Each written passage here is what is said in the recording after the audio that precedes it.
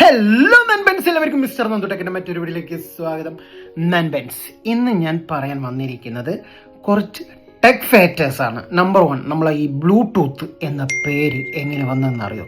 പഴയ നൂറ്റാണ്ട് വർഷങ്ങൾക്കുള്ള ഒരു രാജാവിൽ നിന്ന് വന്ന പേരാണ് ഈ ബ്ലൂടൂത്ത് എന്നുള്ള ഈ ഒരു പേര്.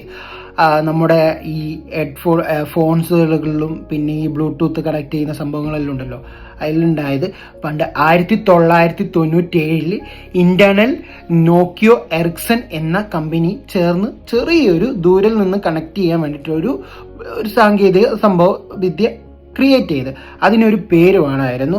ആ ഒരു താൽക്കാലികമായുള്ള ഒരു പേരായിരുന്നു ബ്ലൂടൂത്ത് എന്നുള്ള ഒരു പേര്.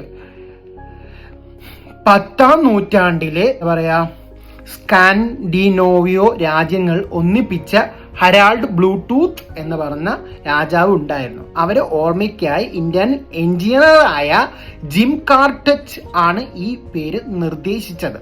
അദ്ദേഹത്തിന്റെ ദ്രവിച്ച നീല കളറായ പല്ലാണ് ഒരു പല്ലുണ്ടായിരുന്നത്. അതുകൊണ്ടാണ് ബ്ലൂടൂത്ത് എന്ന് വിളിച്ചിരുന്നത് അദ്ദേഹത്തിനെ.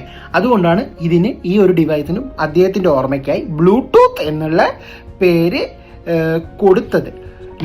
ഈ ബ്ലൂടൂത്ത് എന്ന് പറഞ്ഞാൽ വെറും ഒരു ഡിസൈൻ അല്ല.